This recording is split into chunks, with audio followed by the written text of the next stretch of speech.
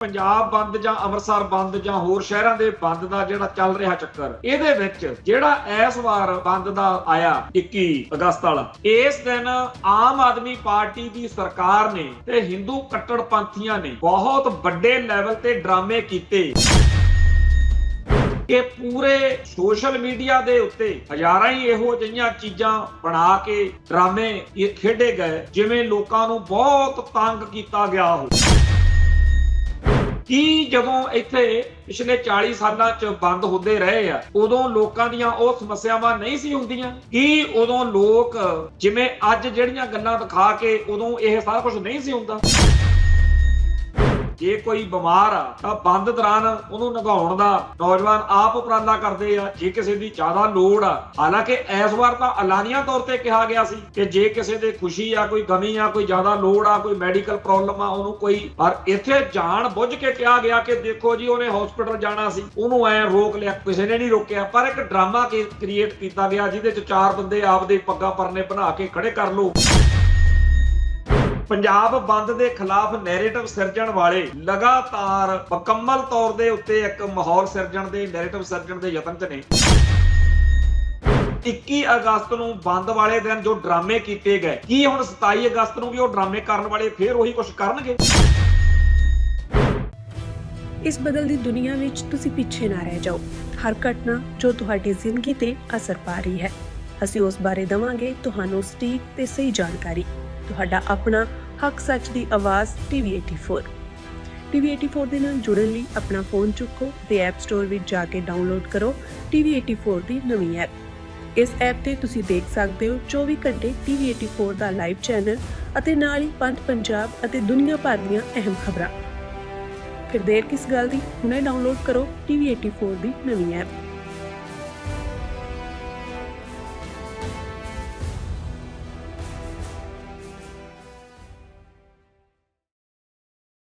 TV 84 ਉੱਤੇ programme ਖਬਰ ਦੀ ਖਬਰ ਦੇਖ ਰਿਹਾ ਹੈ ਸਾਰੇ ਦਰਸ਼ਕਾਂ ਨੂੰ ਮੈਂ ਸਰਬਜੀਤ ਸਿੰਘ ਘੁਮਾਣ ਫਤਿਹ ਅਰਜ ਕਰਦਾ ਜੀ। ਵਾਹਿਗੁਰੂ ਜੀ ਕਾ ਖਾਲਸਾ, ਵਾਹਿਗੁਰੂ ਜੀ ਕੀ ਫਤਿਹ।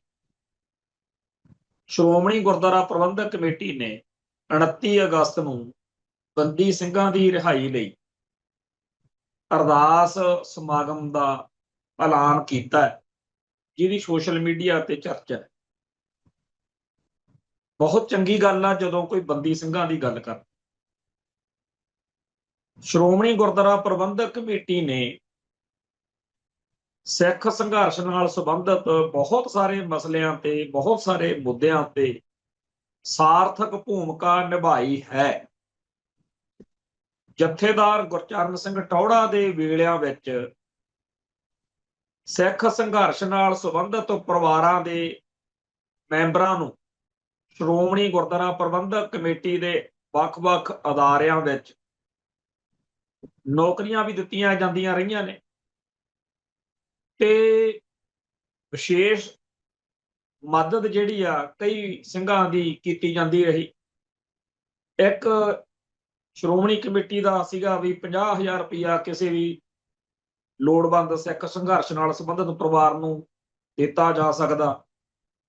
ਮੈਂ ਖੁਦ ਕਈ ਵਾਰ ਇਹ ਗੱਲਾਂ ਜਦੋਂ ਆਪਣੇ ਮੁੱਖ ਮੰਤਰੀ ਬੇਅੰਤ ਸਿੰਘ ਕਾਂਡ ਵਾਲੇ ਸਿੰਘਾਂ ਦੀ ਗੱਲ ਆ, ਉਹਨਾਂ ਸਾਰਿਆਂ ਨੂੰ ਦਿਵਾਉਣਾ ਜਾਂ ਕੁਝ ਹੋਰ, ਇਹ ਸਾਰਾ ਕੁਝ ਹੋਇਆ। ਹੁਣ ਪਿੱਛੇ ਜੇ ਇੱਕ ਸ਼੍ਰੋਮਣੀ ਕਮੇਟੀ ਨੇ ਕਿਤਾਬ ਵੀ ਛਾਪੀ ਆ, ਜਿਹਦੇ ਵਿੱਚ ਸ਼੍ਰੋਮਣੀ ਕਮੇਟੀ ਨੇ ਜੋ ਕੁਝ ਕੀਤਾ ਉਹ ਸਾਰਾ ਉਹਨਾਂ ਨੇ ਛਾਪਿਆ। ਭਾਵੇਂ ਸਾਡੇ ਸਮਾਜ ਵਿੱਚ ਬਹੁਤ ਨੈਗੇਟਿਵ ਵਿਚਾਰ ਆ ਕਿ ਸ਼੍ਰੋਮਣੀ ਕਮੇਟੀ ਨੇ ਕੁਝ ਕੀਤਾ ਨਹੀਂ, ਪਰ ਇਹ ਗੱਲ ਆਪਾਂ ਇਉਂ ਕਹਿ ਸਕਦੇ ਹਾਂ ਕਿ ਜਿੰਨੀ ਜ਼ਿੰਮੇਵਾਰੀ ਬਣਦੀ ਸੀ ਉਹ ਨਹੀਂ ਨਿਭਾਈ। ਕਿਉਂ ਨਹੀਂ ਨਿਭਾਈ? ਕਿਉਂਕਿ ਸ਼੍ਰੋਮਣੀ ਗੁਰਦੁਆਰਾ ਪ੍ਰਬੰਧਕ ਕਮੇਟੀ ਉੱਤੇ ਜਿਸ ਰਵਾਇਤੀ ਅਕਾਲੀ ਦਲ ਦਾ ਕਬਜ਼ਾ ਰਿਹਾ ਹੈ, ਉਹ ਰਵਾਇਤੀ ਅਕਾਲੀ ਦਲ ਭਾਰਤੀ ਮੁੱਖ ਧਾਰਾ ਦਾ ਹਿੱਸਾ ਹੈ ਤੇ ਭਾਰਤੀ ਮੁੱਖ ਧਾਰਾ ਦਾ ਹਿੱਸਾ ਹੋਣ ਦੇ ਨਾਤੇ ਉਹਨੂੰ ਖਾਲਿਸਤਾਨੀ ਸੰਘਰਸ਼ ਦੇ ਵਿੱਚ ਜਿਹੜੇ ਸਿੰਘ ਸਿੰਘਣੀਆਂ ਨੇ ਯੋਗਦਾਨ ਪਾਇਆ, ਉਹ ਉਸ ਮਾਹੌਲ ਵਿੱਚ ਜਦੋਂ ਮਾਨਸਿਕ ਤੌਰ ਤੇ ਉੱਤੇ ਅਕਾਲੀਆਂ ਦੇ ਮਨਾਂ ਵਿੱਚ ਖਾੜਕੂ ਸੰਘਰਸ਼, ਖਾਲਿਸਤਾਨੀ ਸੰਘਰਸ਼ ਪ੍ਰਤੀ ਇੱਕ ਦੂਰੀ ਹੋਵੇ, ਤਾਂ ਸੁਭਾਵਕ ਆ ਕਿ ਜਿੰਨੀ ਗੱਜ ਵੱਜ ਕੇ ਗੱਲ ਕਰਨੀ ਚਾਹੀਦੀ ਸੀ ਉਹ ਨਹੀਂ ਕਰ ਸਕੀ। ਹੁਣ ਅੱਜ ਦੇ ਦੌਰ ਵਿੱਚ ਕਿਤਾਬਾਂ ਛਪਵਾ ਕੇ ਜਾਂ ਬੰਦੀ ਸਿੰਘਾਂ ਦੀ ਗੱਲ ਕਰਕੇ ਸ਼੍ਰੋਮਣੀ ਕਮੇਟੀ ਉਹ ਧੋਣਾ ਚਾਹੁੰਦੀ ਆ। ਚੰਗੀ ਗੱਲ ਆ, ਪਰ ਅਸੀਂ ਤਾਂ ਇਹ ਵੀ ਜਾਣਦੇ ਹਾਂ ਕਿ ਦਿੱਲੀ ਸਿੱਖ ਗੁਰਦੁਆਰਾ ਪ੍ਰਬੰਧਕ ਕਮੇਟੀ ਦੇ ਆਗੂਆਂ ਨੇ ਵੀ ਕੋਈ ਕਸਰ ਨਹੀਂ ਛੱਡੀ। ਜਦੋਂ ਵੀ ਦਿੱਲੀ ਦੇ ਵਿੱਚ ਵੱਡੇ ਕੇਸਾਂ ਨਾਲ ਸੰਬੰਧਿਤ ਲੋੜ ਪਈ ਆ, ਤਾਂ ਦਿੱਲੀ ਸਿੱਖ ਗੁਰਦੁਆਰਾ ਪ੍ਰਬੰਧਕ ਕਮੇਟੀ ਵਾਲਿਆਂ ਨੇ ਹਰ ਮੌਕੇ ਆਪਣਾ ਫਰਜ਼ ਨਿਭਾਇਆ ਹੈ। ਉਹਨਾਂ ਸਾਰਿਆਂ ਦੇ ਮਨਾਂ ਵਿੱਚ ਇਹ ਰਿਹਾ, ਦਿੱਲੀ ਵਾਲੇ ਜਿਹੜੇ ਦਿੱਲੀ ਸਿੱਖ ਗੁਰਦੁਆਰਾ ਪ੍ਰਬੰਧਕ ਕਮੇਟੀ ਤੇ ਕਾਬਜ ਰਹੇ ਨੇ, ਕਿ ਇਹ ਜਿਨ੍ਹਾਂ ਨੂੰ ਖਾੜਕੂ ਕਿਹਾ ਜਾ ਰਿਹਾ, ਇਹ ਜਿਹੜੇ ਇੱਥੇ ਦਿੱਲੀ ਦੇ ਵਿੱਚ ਨਜ਼ਰਬੰਦ ਨੇ, ਜਿਨ੍ਹਾਂ ਨੇ ਇੱਥੇ ਆ ਕੇ ਵਾਰਦਾਤਾਂ ਕੀਤੀਆਂ ਨੇ, ਇਹ ਸਾਰੇ ਉਹੀ ਨੇ ਜਿਨ੍ਹਾਂ ਨੂੰ ਨਵੰਬਰ 1984 ਤੋਂ ਬਾਅਦ ਸਾਡੀ ਕੌਮ ਨੂੰ ਜਦੋਂ ਲੋੜ ਪਈ, ਇਹਨਾਂ ਨੇ ਫਰਜ਼ ਨਿਭਾਏ। ਇੱਥੋਂ ਤੱਕ ਕਿ ਜਦੋਂ ਯਾਦ ਆ ਮੈਨੂੰ ਵੀ ਦਲ ਖਾਲਸਾ ਨੇ 1981 ਚ ਜਿਹੜੀ ਹਾਈਜੈਕਿੰਗ 1981 ਚ ਕੀਤੀ ਸੀ, ਜਦੋਂ ਬਾਬਾ ਜਰਨੈਲ ਸਿੰਘ ਹੁਣਾਂ ਦੀ ਗ੍ਰਿਫਤਾਰੀ ਤੋਂ ਬਾਅਦ, ਉਸ ਗ੍ਰਿਫਤਾਰੀ ਤੋਂ ਬਾਅਦ ਵਿੱਚ ਪਾਲਮ ਏਅਰਪੋਰਟ ਆ ਜਿਹੜਾ, ਉੱਥੇ ਪਰਚਾ ਦਰਜ ਹੋ ਗਿਆ, ਪਰ ਮੁਕੱਦਮਾ ਇਹਨਾਂ ਦਾ ਲਾਹੌਰ ਚੱਲਿਆ, ਉੱਥੇ ਇਹਨਾਂ ਨੂੰ ਉਮਰ ਕੈਦ ਹੋਈ। ਇਹ ਸਾਰੇ ਸਿੰਘ ਉਮਰ ਕੈਦਾਂ ਉੱਥੇ ਭੁਗਤ ਕੇ ਉਹਨਾਂ ਚੋਂ ਭਾਈ ਸਤਨਾਮ ਸਿੰਘ ਤੇ ਭਾਈ ਤਜਿੰਦਰਪਾਲ ਸਿੰਘ ਇੰਡੀਆ ਜਦੋਂ ਦੁਬਾਰਾ ਇੱਥੇ ਆਏ, ਤਾਂ ਇੱਥੇ ਕੌਮੀ ਸਰਗਰਮੀਆਂ ਇਹਨਾਂ ਦੋਨਾਂ ਦੀਆਂ ਫੇਰ ਚੁਭੀਆਂ ਦਿੱਲੀ ਦਰਬਾਰ ਨੂੰ। ਇਹ ਦੁਬਾਰਾ ਮੁਕੱਦਮਾ ਰੀਓਪਨ ਕਰਤਾ। ਪਤਾ ਤਾਂ ਸੀਗਾ ਕਿ 5-7 ਸਾਲ ਖੱਜਲ ਖੁਆਰੀ ਹੋਊਗੀ, ਕੇਸ ਚੱਲੂਗਾ, ਦਿੱਲੀ ਜਾਣਾ ਆਉਣਾ, ਵਕੀਲ ਕਰੋ। ਹੁਣ ਵੱਡੀ ਉਮਰ ਦੇ ਵਿੱਚ ਅਦਾਲਤਾਂ ਦੀਆਂ ਪੌੜੀਆਂ ਚੜ੍ਹਨਾ ਉਤਰਨਾ, ਕਿ ਅੰਤ ਐਂਡ ਤਾਂ ਇਹੀ ਹੋਣਾ ਵੀ ਜਦੋਂ ਆਪਾਂ ਇੱਕ ਕੇਸ ਵਿੱਚ, ਇੱਕ ਜੁਰਮ ਵਿੱਚ ਇੱਕ ਵਾਰੀ ਸਜ਼ਾ ਭੁਗਤ ਲਈ ਆ, ਤੇ ਦੂਜੀ ਵਾਰ ਤਾਂ ਕੀ ਹੋਣਾ। ਪਰ ਤੰਗ ਕੰਮ ਉਹਨਾਂ ਨੇ ਬਹੁਤ ਕਰ ਲਿਆ। ਉਹਨਾਂ ਦਿਨਾਂ ਦੇ ਵਿੱਚ ਦਿੱਲੀ ਸਿੱਖ ਗੁਰਦੁਆਰਾ ਪ੍ਰਬੰਧਕ ਕਮੇਟੀ ਵਾਲਿਆਂ ਨੇ ਸਾਫ਼ ਕਹਿਤਾ ਕਿ ਆਹ ਮੇਨ ਜਿਹੜੇ ਸਾਫ਼ ਸੁਥਰੇ ਇਧਰਲੇ ਪਾਸੇ ਕਮਰੇ ਆ ਜੀ, ਇਹ ਤੁਹਾਡੇ ਲਈ ਆ। ਭਾਈ ਸਤਨਾਮ ਸਿੰਘ ਜੀ, ਭਾਈ ਤਜਿੰਦਰਪਾਲ ਸਿੰਘ ਜੀ, ਤੁਸੀਂ ਬਜ਼ੁਰਗ ਹੋ, ਤੁਹਾਡੇ ਨਾਲ ਤੁਹਾਡੀ ਸੇਵਾ ਸੰਭਾਲ ਲਈ ਵੀ ਜਿਹੜੇ ਸੱਜਣ ਆਉਣ, ਤੁਹਾਡਾ ਸਾਰਿਆਂ ਦਾ ਪ੍ਰਸ਼ਾਦਾ ਪਾਣੀ ਦਾ, ਤੁਹਾਡੀ ਗੱਡੀ ਦਾ, ਤੁਸੀਂ ਜਿੱਥੇ ਵੀ ਜਾਣਾ ਆਉਣਾ, ਤੁਸੀਂ 2 ਦਿਨ ਪਹਿਲਾਂ ਆਵੋ, 2 ਦਿਨ ਬਾਅਦ ਚ ਆਓ, ਤੁਹਾਨੂੰ ਹਰ ਤਰੀਕੇ, ਔਰ ਵਕੀਲਾਂ ਦਾ ਖਰਚਾ। ਔਰ ਕੱਲਾ ਇਹ ਨਹੀਂ ਕਿ ਇੱਕ ਅੱਧੇ ਕੇਸ ਵਿੱਚ, ਹੋਰ ਵੀ ਬਹੁਤ ਸਾਰੇ ਕੇਸਾਂ ਦੇ ਵਿੱਚ ਦਿੱਲੀ ਸਿੱਖ ਗੁਰਦੁਆਰਾ ਪ੍ਰਬੰਧਕ ਕਮੇਟੀ ਨੇ ਇਹ ਫਰਜ਼ ਨਿਭਾਇਆ। ਇਹ ਇੱਕ ਚੰਗੀ ਗੱਲ ਆ ਕਿ ਉਸੇ ਰਾਹ ਉੱਤੇ ਹੁਣ ਹਰਿਆਣਾ ਸਿੱਖ ਗੁਰਦੁਆਰਾ ਪ੍ਰਬੰਧਕ ਕਮੇਟੀ ਵਾਲੇ, ਜਿਹੜਾ ਪਿਛਲੇ ਦਿਨੀ ਗੁਰਦੁਆਰਾ ਪੰਜੋਖਰਾ ਸਾਹਿਬ ਦੇ ਵਿੱਚ ਮਸਲਾ ਬਣਿਆ, ਗੁਰਸਿਮਰਨ ਮੰਡ ਨਾਂ ਦੇ ਹਿੰਦੂ ਅੱਤਵਾਦੀ ਨੇ ਉੱਥੇ ਗਦਰ ਮਚਾਇਆ, ਜਿਸ ਤੋਂ ਬਾਅਦ ਚ ਮਾਹੌਲ ਭੜਕਿਆ। ਫਿਰ ਉਹ ਜੋ ਸੰਘਰਸ਼ ਹੋਇਆ, ਜਿਹਦੇ ਵਿੱਚ ਸਾਡੇ ਕਈ ਸਿੰਘਾਂ ਉੱਤੇ ਮੁਕੱਦਮੇ ਦਰਜ ਵੀ ਕਰ ਦਿੱਤੇ ਹਰਿਆਣਾ ਸਰਕਾਰ ਨੇ। ਉਹ ਸਾਰੀ ਲੜਾਈ ਦੇ ਵਿੱਚ ਹਰਿਆਣਾ ਸਿੱਖ ਗੁਰਦੁਆਰਾ ਪ੍ਰਬੰਧਕ ਕਮੇਟੀ ਦੀ ਭੂਮਿਕਾ ਜਿਹੜੀ ਹੈ, ਖਾਸ ਤੌਰ ਤੇ ਝੀਂਡਾ ਸਾਹਿਬ ਦੀ ਭੂਮਿਕਾ, ਉਹ ਬੜੀ ਚੰਗੀ। ਮੈਂ ਇਹ ਗੱਲ ਇਸ ਕਰਕੇ ਦੱਸ ਰਿਹਾ ਕਿ ਸਾਡੇ ਸਮਾਜ ਦੇ ਵਿੱਚ ਹਰ ਖਿੱਤੇ ਦੇ ਵਿੱਚ ਜਿੱਥੇ ਵੀ ਸਿੱਖ ਬੈਠੇ ਹੈ, ਉਹ ਆਪਣਾ ਕੌਮੀ ਫਰਜ਼ ਨਿਭਾਉਣ ਤੋਂ 19-21 ਦੇ ਹਿਸਾਬ ਨਾਲ ਜ਼ਿੰਮੇਵਾਰੀ ਨਿਭਾ ਦਿੰਦੇ ਆ। ਹਾਂ, ਸਾਡੀ ਕਈ ਵਾਰੀ ਆਸ ਜ਼ਿਆਦਾ ਹੁੰਦੀ ਆ, ਉਹ ਨਹੀਂ ਉਹਨਾਂ ਕਰਦੇ, ਉਹਨਾਂ ਦੀਆਂ ਆਪਦੀਆਂ ਸਮੱਸਿਆਵਾਂ ਨੇ, ਪਰ ਜਿੰਨਾ ਕਰਦੇ ਆ ਉਹਨੂੰ ਵੀ ਨਾ ਆਪਾਂ ਭੁੱਲੀਏ।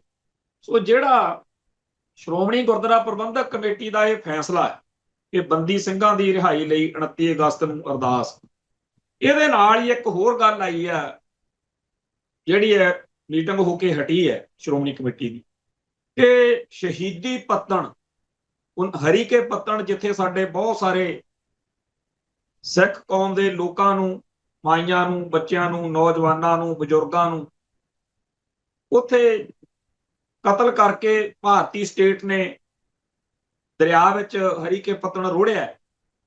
ਉੱਥੇ ਜਦੋਂ ਸਮਾਗਮ ਹੋਇਆ ਸੀ, ਸਤਲੁਜ ਫਿਲਮ ਤੋਂ ਬਾਅਦ ਬਣੇ ਮਾਹੌਲ ਵਿੱਚ, ਤਾਂ ਉੱਥੇ ਇਹ ਐਲਾਨ ਕੀਤਾ ਗਿਆ ਸੀ ਕਿ ਇਹਦਾ ਨਾਮ ਸ਼ਹੀਦੀ ਪੱਤਣ ਤੇ ਇੱਥੇ ਯਾਦਗਾਰ ਬਣੇ।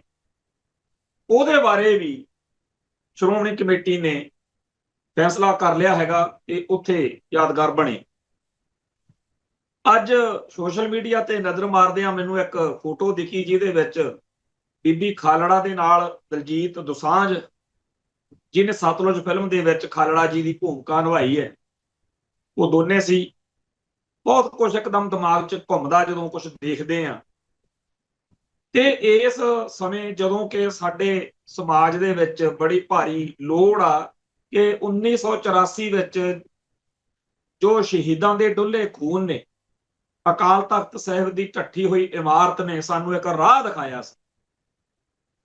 ਅਸੀਂ ਇਤਿਹਾਸ ਵਿੱਚ ਮੁਗਲਾਂ ਪਠਾਨਾਂ ਦਾ, ਜਿਨ੍ਹਾਂ ਨੂੰ ਇਸਲਾਮ ਨਾਲ ਜਾਂ ਮੁਸਲਮਾਨ ਕਹਿ ਕੇ ਸਾਡੇ ਬੰਦੇ ਗੱਲ ਕਰਦੇ ਆ, ਉਹਨਾਂ ਦਾ ਦੌਰ ਦੇਖ ਚੁੱਕੇ ਸੀ। ਬਹੁਤ ਕਹਿਰ, ਬਹੁਤ ਜ਼ਬਰ, ਬਹੁਤ ਅਤਿਆਚਾਰ, ਬੜਾ ਜ਼ੁਲਮ ਆਪਾਂ ਦੇਖਿਆ। ਆਪਾਂ ਅੰਗਰੇਜ਼ ਦਾ, ਗੋਰਿਆਂ ਦਾ, ਜਿਨ੍ਹਾਂ ਨੂੰ ਈਸਾਈ ਮੰਨਿਆ ਜਾਂਦਾ, ਉਹਨਾਂ ਦਾ ਵੀ ਆਪਾਂ ਦੌਰ ਦੇਖ ਲਿਆ। ਹਿੰਦੂਆਂ ਨੇ, ਲਖਪਤ ਰਾਏ ਵਰਗਿਆਂ ਨੇ, ਜਾਂ ਹੋਰ ਕਈਆਂ ਨੇ, ਚੰਦੂ ਗੰਗੂ ਵਰਗਿਆਂ ਨੇ ਬੀਤੇ ਦੌਰ ਵਿੱਚ ਸਾਡੀ ਕੌਮ ਨੂੰ ਆਪਦਾ ਅਸਲੀ ਰੰਗ ਦਿਖਾਇਆ ਤਾਂ ਸੀ, ਪਰ 1947 ਤੋਂ ਬਾਅਦ ਜੇ ਸਾਡੀ ਕੌਮ ਇੰਡੀਆ ਨਾਲ, ਹਿੰਦੁਸਤਾਨ ਨਾਲ, ਭਾਰਤ ਨਾਲ ਰਲਣ ਦਾ ਫੈਸਲਾ ਨਾ ਕਰਦੀ, ਹੋ ਸਕਦਾ ਕੱਚ ਰਹਿ ਜਾਂਦਾ। ਜਿਵੇਂ ਕਹੀਦਾ ਵੀ ਮੱਕਿਓਂ ਪਰਾਂ ਮੁਸਲਮਾਨ ਲਈ ਉਜਾੜ ਹੈ। ਹੁਣ ਦਰਬਾਰ ਸਾਹਿਬ ਦੇ ਉੱਤੇ ਫੌਜਾਂ, ਟੈਂਕਾਂ, ਤੋਪਾਂ ਦਾ ਇਹ ਹਮਲਾ, ਇਸ ਤੋਂ ਬਾਅਦ ਤਾਂ ਫਿਰ ਪਿੱਛੇ ਕੋਈ ਗੱਲ ਨਹੀਂ ਰਹਿ ਗਈ। ਹੁਣ ਜਿਹੜਾ ਸਿੱਖ ਅੱਜ ਵੀ ਭਾਰਤ ਮਾਤਾ ਕੀ ਜੈ ਕਹਿ ਕੇ ਇਸ ਸਿਸਟਮ ਦੀ ਹਮਾਇਤ ਕਰੇ, ਉਹ ਆਪ ਦਾ ਲੇਖਾ ਦਰਗਾਹ ਵਿੱਚ ਲਾਜ਼ਮੀ ਦੇਵੇ। ਉਹ ਲੋਕ ਵੀ ਗਵਾ ਰਿਹਾ, ਪਰਲੋਕ ਵੀ ਗਵਾ ਰਿਹਾ। ਇਤਿਹਾਸ ਕਦੇ ਕਿਸੇ ਨੂੰ ਮਾਫ ਨਹੀਂ ਕਰਦਾ। 1984 ਤੋਂ ਬਾਅਦ ਜਿਹੜੇ ਸਿੱਖਾਂ ਨੇ ਬਹਾਨੇ ਬਣਾ ਕੇ ਭਾਰਤੀ ਤੰਤਰ ਦਾ ਸਾਥ ਦਿੱਤਾ ਤੇ ਹੁਣ ਗਾਹਾਂ ਦੇ ਰਹੇ ਨੇ, ਇਹਨਾਂ ਸਾਰਿਆਂ ਦਾ ਇਤਿਹਾਸ ਵਿੱਚ ਜ਼ਿਕਰ ਕਿਵੇਂ ਆਉਂਦਾ ਹੈ ਉਹ ਵੀ ਆਪਣੇ ਸਾਹਮਣੇ ਹੈ। ਪਰ ਜਿਨ੍ਹਾਂ ਨੇ ਸੀਸ ਤਲੀ ਤੇ ਧਰ ਕੇ ਸਿੱਧੀ ਲੜਾਈ ਲੜਦਿਆਂ ਸ਼ਹਾਦਤਾਂ ਪਾਈਆਂ, ਜਾਂ ਜਿਨ੍ਹਾਂ ਨੂੰ ਸਿੱਖ ਹੋਣ ਦੇ ਨਾਤੇ ਹਰੀਕੇ ਪੱਤਣ, ਸ਼ਹੀਦੀ ਪੱਤਣ ਵਿਖੇ ਜਾਂ ਝੂਠੇ ਮੁਕਾਬਲਿਆਂ 'ਚ, ਝੂਠੇ ਮੁਕੱਦਮਿਆਂ 'ਚ ਜਾਂ ਕਿਸੇ ਹੋਰ ਤਰੀਕੇ ਨਾਲ ਨਿਸ਼ਾਨਾ ਬਣਾਇਆ, ਇਹ ਸਾਰੇ ਕਾਸੇ ਨੂੰ ਵੀ ਸਾਡਾ ਇਤਿਹਾਸ ਯਾਦ ਰੱਖੇ। ਹੁਣ ਜਦੋਂ ਅੱਜ ਦੇ ਦੌਰ ਵਿੱਚ ਬਹੁਤ ਕੁਝ ਸਾਡੇ ਸਾਹਮਣੇ ਵਾਪਰ ਰਿਹਾ, ਤਾਂ ਸਾਡਾ ਜਿਹੜਾ ਮੀਟਰ ਵਾ ਉਹ ਸਪਸ਼ਟ ਹੋਣਾ ਚਾਹੀਦਾ ਕਿ ਤੂੰ ਹੈ ਕਿੱਧਰ। 1984 ਤੋਂ ਬਾਅਦ ਜਦੋਂ ਖਾਲਿਸਤਾਨ ਦਾ ਸੰਘਰਸ਼ ਸਿਖਰਾਂ ਤੇ ਸੀ, ਭਾਈ ਗਜਿੰਦਰ ਸਿੰਘ ਨੇ ਇੱਕ ਲੇਖ ਲਿਖਿਆ ਸੀ, ਲਾਹੌਰ ਦੀ ਜੇਲ੍ਹ 'ਚ ਬੈਠਿਆਂ। ਉਹਦਾ ਲੇਖ ਦਾ ਸਿਰਲੇਖ ਸੀ ਲਕੀਰ, ਤੇ ਹਿੰਦੂ ਅਤੇ ਸਿੱਖ ਦੇ ਵਿਚਾਲੇ ਇੱਕ ਲਕੀਰ ਖਿੱਚੀ ਜਾ ਚੁੱਕੀ ਹੈ। ਇਹ ਲਕੀਰ ਉਹਨਾਂ ਸ਼ਹੀਦਾਂ ਦੇ ਲਹੂ ਨਾਲ ਵਹੀ ਆ ਜਿਨ੍ਹਾਂ ਨੂੰ ਇੰਡੀਆ ਨੇ ਮਾਰਿਆ, ਤੇ ਇਸ ਲਕੀਰ ਨੇ ਨਿਰਣਾ ਕਰ ਦਿੱਤਾ ਕਿ ਤੁਸੀਂ ਕਿੱਧਰ ਖੜਨਾ, ਜਿਹਨੇ ਅੱਜ ਵੀ ਉਸ ਇੰਡੀਆ ਵੱਲ ਖੜਨਾ ਜਿਹੜਾ ਸਾਨੂੰ ਸਿਰਫ ਸਿੱਖ ਹੋਣ ਕਰਕੇ ਨਫ਼ਰਤ ਕਰਦਾ। ਸਾਡੇ ਧਰਮ, ਸਾਡੀ ਬੋਲੀ, ਸਾਡਾ ਸੱਭਿਆਚਾਰ, ਸਾਡੇ ਧਰਮ ਅਸਥਾਨ, ਸਾਡੇ ਸਭ ਕੁਝ ਨਫ਼ਰਤ ਕਰ। ਹੁਣ ਇਸ ਸਾਰੇ ਸਮੇਂ ਦੌਰਾਨ ਅਸੀਂ ਦੇਖ ਰਹੇ ਹਾਂ ਕਿ ਸੋਸ਼ਲ ਮੀਡੀਆ ਉੱਤੇ, ਸੋਸ਼ਲ ਮੀਡੀਆ ਨੂੰ ਇੱਕ ਹਥਿਆਰ ਬਣਾ ਕੇ ਹਜ਼ਾਰਾਂ ਹੀ ਇਹੋ ਜਿਹੇ ਅਕਾਊਂਟ ਬਣੇ ਹੋਏ ਨੇ ਜਿਹੜੇ ਸਿੱਖੀ ਦੀ ਵਿਆਖਿਆ ਪੁੱਠੀ ਸਿੱਧੀ ਕਰਨ ਵਿੱਚ ਲੱਗੇ ਹੋਏ ਨੇ, ਜਿਹੜੇ ਸਿੱਖਾਂ ਦਾ ਹਿੰਦੂਕਰਨ ਜਾਂ ਸਿੱਖਾਂ ਦਾ ਬਾਹਮਣੀਕਰਨ AI ਨਾਲ ਬਹੁਤ ਕੁਝ ਗੰਦਾ ਮੰਦਾ ਬਣਾ ਕੇ, ਔਰ ਹਰ ਘਟਨਾ ਦੀ ਵਿਆਖਿਆ ਔਰ ਜਿਹੜੀਆਂ ਗੱਲਾਂ ਆ ਰਹੀਆਂ ਨੇ ਉਹ ਇੰਨੀਆਂ ਜਲੀਲ ਕਰਨ ਵਾਲੀਆਂ ਨੇ ਕਿ ਆਮ ਬੰਦਾ ਜਿਹੜਾ ਉਹ ਜੇ ਕੋਈ ਦੱਸੇ ਉਹਨੂੰ ਤਾਂ ਉਹਨੂੰ ਆਉਂਦਾ ਵੀ ਤੂੰ ਇਹ ਮੈਨੂੰ ਗੱਲ ਸੁਣਾਈ ਕਿਉਂ ਆ, ਜੇ ਕਿਸੇ ਨੇ ਲਿਖ ਵੀ ਦਿੱਤੀ ਸੀ। ਇਹ ਗੱਲ ਮੈਂ ਇਸ ਕਰਕੇ ਕਰ ਰਿਹਾ ਕਿ ਜਦੋਂ ਪਿਛਲੇ 15-20 ਸਾਲਾਂ ਦੇ ਵਿੱਚ ਮੁਸਲਮਾਨਾਂ ਦੇ ਨੁਮਾਇੰਦਿਆਂ ਨੂੰ, ਝੁੱਡੂਆਂ ਜਿਹਿਆਂ ਨੂੰ ਸੱਦ ਕੇ, ਕਿਉਂਕਿ ਸਿਆਣਾ ਬੰਦਾ ਤਾਂ ਜਾਂਦਾ ਨਹੀਂ, ਕਿਉਂ ਨਹੀਂ ਜਾਂਦਾ, ਉਹਦਾ ਇੱਕ ਕਾਰਨ ਟੀਵੀ ਚੈਨਲਾਂ ਦੇ ਉੱਤੇ ਬਹਿਸ ਮੌਕੇ ਇੱਕ ਐਂਕਰ ਤੇ 3 ਬੰਦੇ ਹੋਰ ਨਾਲ ਬਿਠਾ ਲੈਣੇ ਆ, ਜਿਨ੍ਹਾਂ ਨੂੰ ਅੱਡ ਅੱਡ ਨਾਂ ਦੇ ਦੇਣੇ ਆ, ਪਰ ਹੁੰਦੇ ਉਹ ਵੀ ਕੱਟੜਪੰਥੀ ਨੇ। ਤੇ ਇੱਕ ਮੁਸਲਮਾਨ ਨੂੰ ਸੱਦ ਲੈਣਾ ਤੇ ਮੁਸਲਮਾਨ ਦੇ ਇਸਲਾਮ ਦੇ ਬਾਰੇ, ਮੁਸਲਮਾਨ ਦੇ ਹਿੰਦੂਆਂ ਦੇ ਨਾਲ ਸੰਬੰਧਾਂ ਬਾਰੇ, ਹੋਰ ਬਹੁਤ ਸਾਰੇ ਮੁੱਦਿਆਂ ਬਾਰੇ ਉਹ ਕੁਝ ਉੱਥੇ ਬੋਲਣਾ ਕਰਨਾ ਕਿ ਜਿਹੜਾ ਮੁਸਲਮਾਨ ਘਰੇ ਬੈਠਾ ਉਹ ਕਲਪ ਰਿਹਾ ਹੁੰਦਾ ਸੀ ਕਿ ਜੇ ਤੈਨੂੰ ਇਹਨਾਂ ਦੇ ਮੂਹਰੇ ਗੱਲ ਨਹੀਂ ਆਉਂਦੀ ਤੂੰ ਗਿਆ ਕੀ ਕਰਨ। ਇਹੀ ਸਾਰਾ ਕੁਝ ਮੈਂ ਪਹਿਲਾਂ ਵੀ ਇਸੇ ਪ੍ਰੋਗਰਾਮ ਦੇ ਵਿੱਚ ਲੋਕਾਂ ਨੂੰ ਸਮਝਾਉਣ ਲਈ, ਦੱਸਣ ਲਈ ਕਈ ਵਾਰ ਉਪਰਾਲਾ ਕੀਤਾ। ਹੁਣ ਉਹ ਸਾਰਾ ਕੁਝ ਸ਼ੁਰੂ ਹੋ ਗਿਆ। ਮੈਂ ਕਹਿੰਦਾ ਹੁੰਦਾ ਸੀ ਇਹ ਸਿੱਖਾਂ ਦਾ ਵੀ ਇਹੀ ਕੁਝ ਕਰਨਗੇ। ਹੁਣ ਸਿਆਣਾ ਸਿੱਖ ਛੇਤੀ ਕੀਤੇ ਤਾਂ ਜਾਂਦਾ ਨਹੀਂ, ਕਿਉਂਕਿ ਉੱਥੇ 4 ਜਿਹੜੇ ਆ ਉਹ ਗੰਦ ਬਕਣ ਵਾਲੇ, ਭੈੜੀ ਬੋਲੀ ਵਾਲੇ।